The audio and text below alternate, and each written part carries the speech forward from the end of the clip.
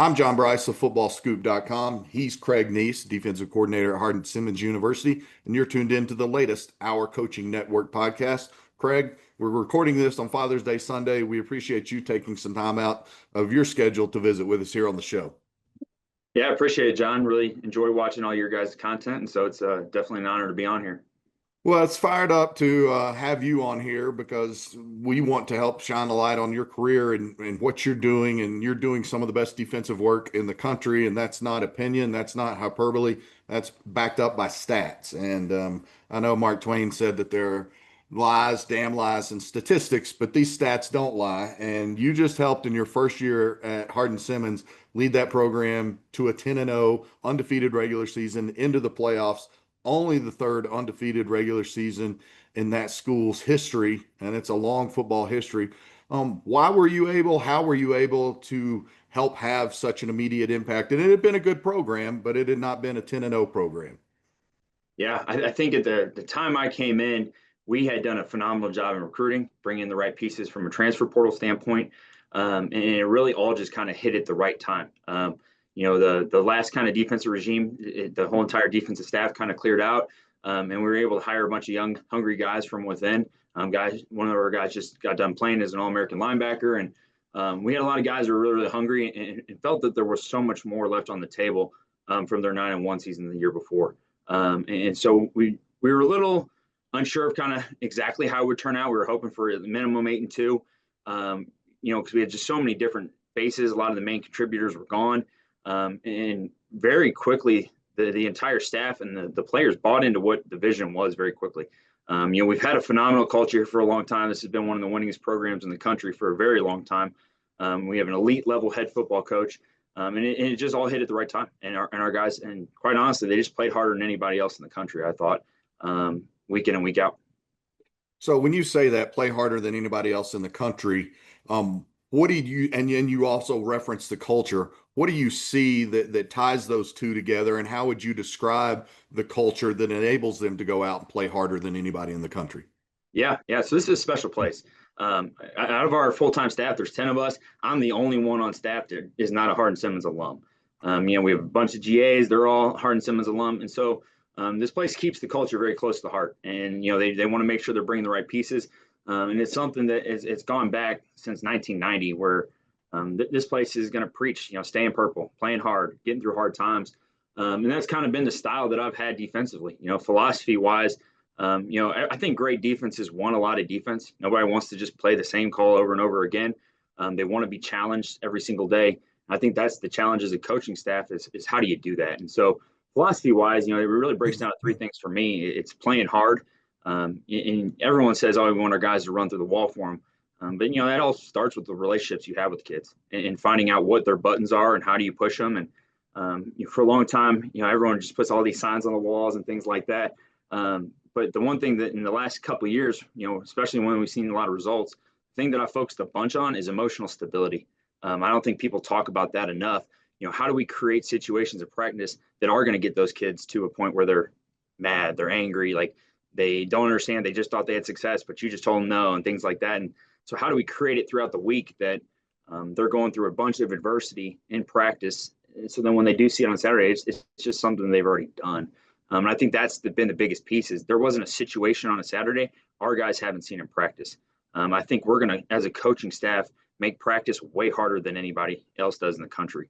We put them through it, and then there's a punishment for every little thing. I know most Thursdays these guys can't stand me and are ready to get off the practice field. But I think at the end of the season, they all look up and they understand why are we running these extra sprints all the time, that kind of stuff. The next part of that is we talk about swarming to the football. That's the next piece of our philosophy is, if we turn on the film, I don't care if you're the 4-time All-American. If you ain't running the ball, you're not playing. And so that's something we're going to practice right off the bat every single day. We're going to do some form of pursuit, whether it's screen, 3-layer, you name it. We're going to get our guys running. Why do I love that? The first thing I can tell you right off the beginning of practice, I know what kind of attitude they're in. I know what kind of day they've had. If they're one of our best players and they ain't running hard, like I can tell very easily there's something going on. And I think it gives us a chance as coaches to see what's going on, correct the behavior, so we can have great practice and get out of it what we need. And then every semester, whether we're going in spring ball, fall ball, you name it, I'm going to make a promise to these guys that we're going to be the number one tackling team in the country. And that's something that I think we've done a great job of. It doesn't have to be super physical. They don't have to bang all the time and find perfect ways to be fundamental tacklers. You know, when you watch our tape, I don't see many tackles getting missed by us. And so that's something that, you know, we harp on. And, you know, I think it's great to have the great scheme and things like that. And I think we do have, our coaches do a great job with that. But it really boils down to those three areas. And, you know, you master the cultural part, you can get your guys to do whatever you want them to do. And that's kind of what we've been here.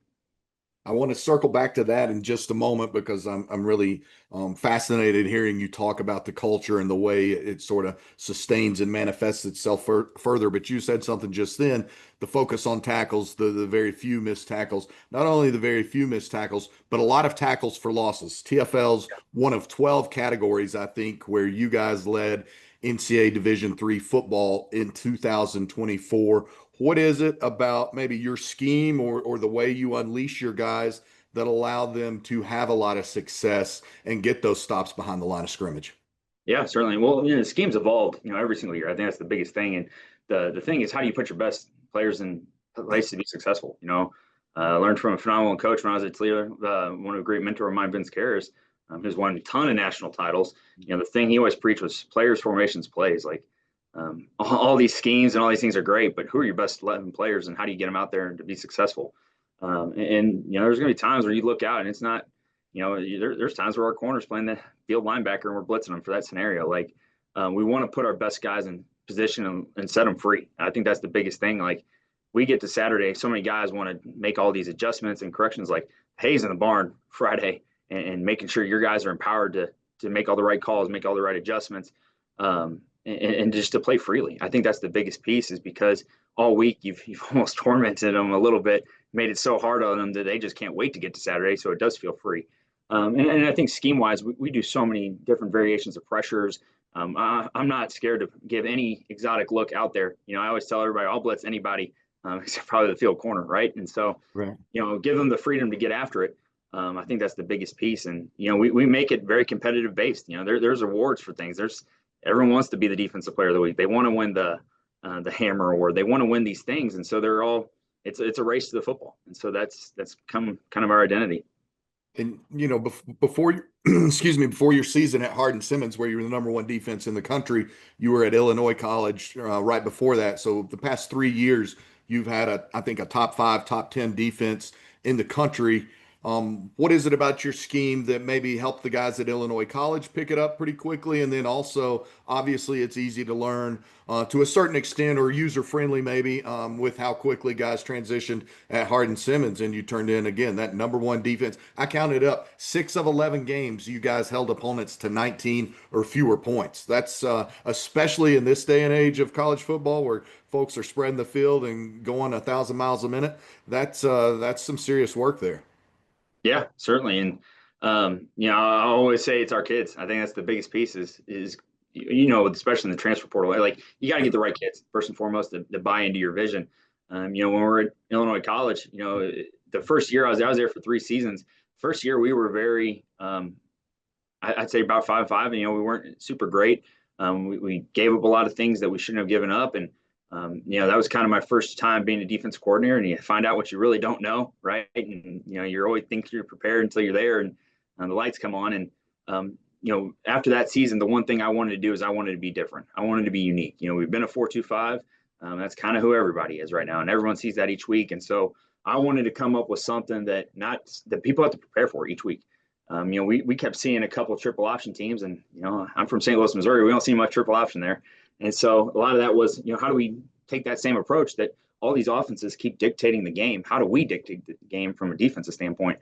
And I'm sitting here on a piece of paper trying to draw something up. You know, we're going to that season. We have 3 safeties who are our best players, and you know, we're trying to rotate them in. Like, why don't we just get them on the field at the same time? Let's just see what happens.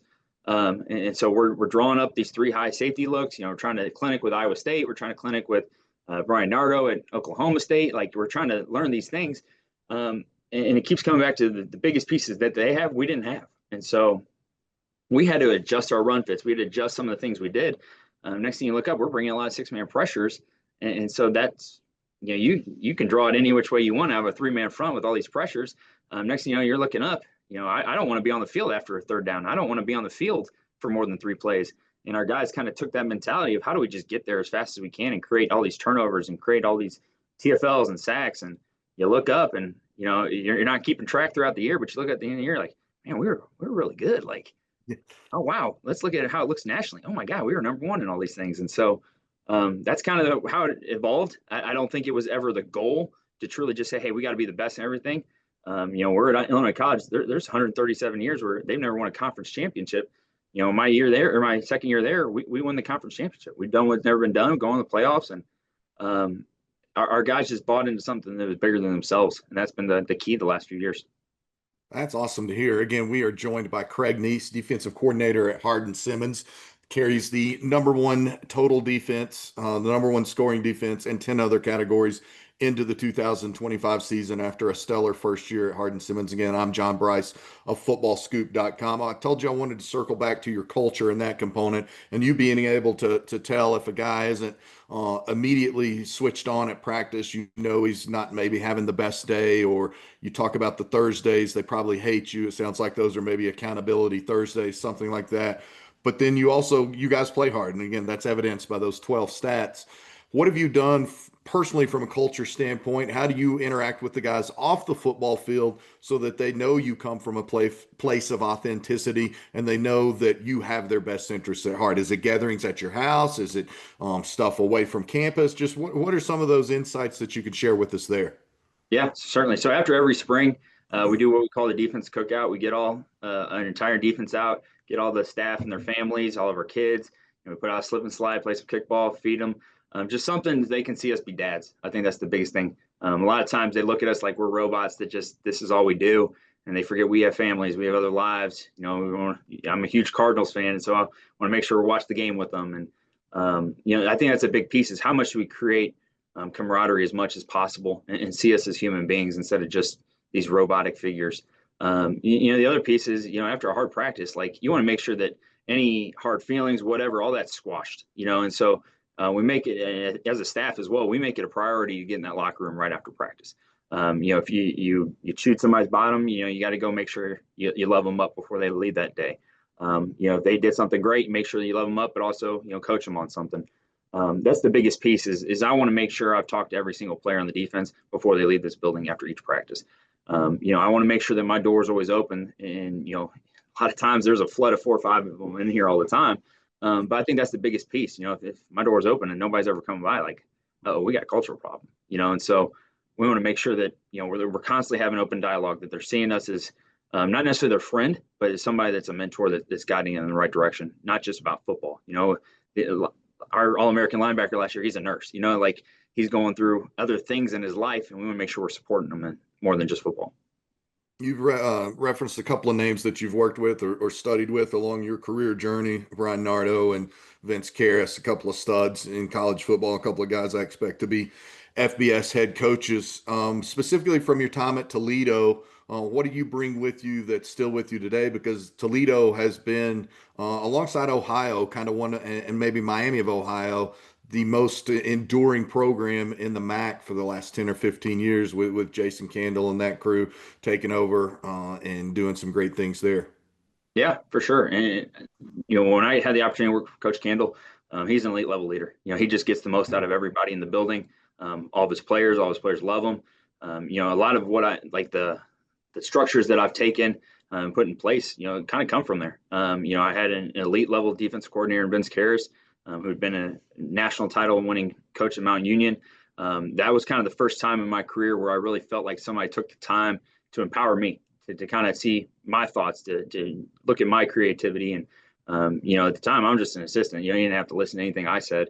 And all the time he was in my office, I was in his, and it was a great experience because it was really the first time that I really felt like I'm on the right track. Right. And I really got to learn and see how Vince handles a lot of situations, how Jason handles a lot of situations. And quite honestly, they handle them a lot differently than I would have. And I'm glad I wasn't in those chairs at that time because, man, I would have handled them completely wrong. And so, a lot of times I have to look back and, there are great references that I'll call and say, hey, how would you do this with, this player or that player, and get their advice. But I always think, you always have that one coach or two coaches along the way that really are a big influence on you and your coaching career. And I can look back to, I had a phenomenal high school coach. His name was Mike Diffley, and that was kind of the guy that got me into coaching. He was a phenomenal human being. And when I became a player at DePaul University, we kind of had a tough go of it at the beginning. We'd been a national top 5 team in the country, and then, kind of got average. And we got a new staff. We brought in Bill Lynch, who was the head coach at Indiana. And I had a coach named Colin Johnson, who, again, was the first time really in my playing career at the college level that really just believed in me. And, those were the kind of the people that, hey, I want to be a coach because I want to be like those guys. I want to change people's lives the way that they did it. And I obviously got your own spin on it and things like that. But you always kind of have a person along the way that's kind of helped groom you to where you want to be. He's Craig Neece, defensive coordinator, Hardin-Simmons. I'm John Brice of FootballScoop.com. This is the Our Coaching Network podcast. Again, it's a Father's Day, so once again, appreciate you taking time to join us. Now, you've divulged that you're a Cardinals fan, and as a massive Braves fan, I might have approached this interview a little bit differently had I known that on the front end. But I do want to talk about your journey, and you referenced it there. I'm based out of South Bend, Indiana, so I'm very familiar with DePaul. But what can you tell us about your journey? Because you've had a pretty unique path where you've had some like a GA time at Toledo, and then you've been at Illinois College, and now at Hardin-Simmons. You've not had a linear path, but you've Right. grinded along the way. What are some of the moments that stand out to you when you reflect on your career journey to this point? Yeah, for sure. And I think, if I would have started at the top in the beginning of this career path, like, I don't know if I'd still be coaching, quite honestly. I didn't know that I wanted to be a coach anyway. I wanted to go to PT school and, had an opportunity to keep playing, and did that for a little bit. And I started at a school called McMurray College where, we're cutting the grass and painting the field and, doing every little thing that you can do, there's a very low budget. And so you learn how to just be a great football coach. And I think that's the biggest piece. You got to turn diamonds out of coal some way. And that's kind of what we did. And, I took the next step to come back to St. Louis. Kind of, my relationship, my wife kind of took off then. And, I was at a school called Missouri Baptist, really got my master's, learned. That was kind of the time where I learned how to lose. I think sometimes you got to learn how to lose. And that was kind of that phase of my life. Took the next step to Butler University. We both moved to Indianapolis. And that was a special time in my career because I got out of my comfort zone. At that point, I thought I was just going to be a D-line coach forever. I loved it. I played it. And then they moved me to tight ends and special teams. And I'd never done anything of either sort. I have no idea what the pass tree looks like. And I learned more by getting out of my comfort zone than I ever had in my career. And then obviously went to Toledo IC and HSU. But the one thing I learned, and it's always cliche, everyone says is be where your feet are. But the one thing I've learned on the flip side of that is you got to trust why your feet are where they are. That's been the huge piece of my career is, everyone wants to jump and, be Steve Sarkisian, right? We all want to be Texas's head coach. But are you ready for the step that you're praying for? And I think, everyone looks at some failures as failures. I look at failure as a blessing. And some of the jobs that I didn't get were the greatest blessings that I've ever had because I wasn't ready for it, or maybe it wasn't going to be a good situation. But, if I could sum up the last decade, the biggest phrase I live by is just don't mess with happy. That you can't, just because you may want something different, if you're happy where you're at and you're growing and you're doing all the steps you need in your career, like, don't mess with it. Like, don't try to adjust just to adjust, or don't try to change the job just to change the job. I got a wife and 2 kids, and, we've learned very quickly, like, if you're going to change, like, that's a whole sales change for everybody. And so you want to make sure that you're taking care of it at home before you start messing with what's going on in the office and things like that. And so that's been the biggest factor of my career, is just making sure you're in a place that you're growing, that you're learning, no matter what your title is. Really good insight there about your career journey. And so we'll have one more kind of real question, then we'll try to have a couple of fun ones before we let you go. Again, Craig Neece, defensive coordinator, Hardin-Simmons University, the #1 defense in 12 different categories in 2024, including #1 in yards and #1 in scoring defense. Okay, you mentioned, and I wanted to ask this anyway, but you jogged my memory, so I owe you for that. You mentioned coaching tight ends and special teams at Butler. I wonder how much does that help you even to this day be that much more effective as a defensive coach? Oh, 100%. That was the turning point in my career is, all I knew was O-line and D-line play, like the trenches. And ironically, like I said, all I wanted to be was a D-line coach. I haven't coached D-line since. I'm our DB's coach here. And so I never played DB. And so getting on the other side of the ball and understanding how offenses are trying to attack the defense completely changed the way that I go about what I do. And, again, like we said, I don't want to sit back there and just try to cover up what the offense is doing. I want to dictate the game. And it's helped me as I go through each scenario and each part of the game that, like, I almost know what the offense is going to do every single time because that's what I would have done, or this is how we would have attacked it. And so it kind of puts you in a whole different mindset. And I think had I not had that opportunity, at the time, I don't know that I wanted to be a tight ends coach, like I said, but it was the best thing that's ever happened to me. And so, I went from there, ended up coaching some linebackers and the DBs. So I've been able to kind of do a little bit of everything. And I think the more things that you can do, whether it's as a coach, whether it's administratively, in your job, the more valuable you are, plain and simple. All right, now the easier ones, or maybe not easy, but the fun ones for me anyway. All right, you said at the end of every spring you host like a cookout, play some kickball and stuff. So I've got to know, when the kickball draft is going on, are you the first pick? Are you the last pick? Or where are you coming off the board in the kickball draft? Yeah, I try to protect my feelings and I just go all-time pitcher. So I want to make sure Oh. that I don't leave it in their hands, but they have a blast with it. I think that's the biggest thing. And we get to slip and slide out, and they all love to tackle us and grab us as coaches and throw us in the water, and just being good sports with them. You're hard on them all year long to be great, and you gotta let them blow off some steam every once in a while. This is an either or, but you can answer both. Okay, what is either a hidden talent that you have or skill that not a lot of people know, or what's maybe the craziest job that you've had along your coaching journey that you had to pick up on the side, or maybe you did while you were in college, just to help make ends meet? Yeah, man. So when I was in college, I had three different jobs. So I worked at a sorority as a waiter. Um, I was security guard, so I did locking up buildings at the end of the night. And then I also helped in the drama department. I built the stages for the plays. So that was kind of things that I did to get by. But I've always kind of done whatever, kind of had a hustle along the way. My first two jobs didn't pay very much, and so you had to provide. And I worked as a valet driver at one point for a hospital. I've done a bunch of different stuff. I mean, and I've also had a bunch of weird jobs I've had to do as a coach. I've had to drive the head coach's mother-in-law to the airport, you name it, like take his dog out, like all the things that you always hear. That's the getting the coffee and all that. I've kind of done it, but I'm so appreciative that I have. If I hadn't, you don't have an appreciation for what it takes to get to where you want to be. Craig Neece, the all-time pitcher in annual kickball Yep. competitions. More importantly, the defensive coordinator at Hardin-Simmons and a guy whose career is on the rise. Craig, thanks a lot for joining us. Hey, appreciate it, John. All right. Once again, for Craig Neece, defensive coordinator at Hardin-Simmons, I'm John Brice, FootballScoop.com. This has been the Our Coaching Network podcast.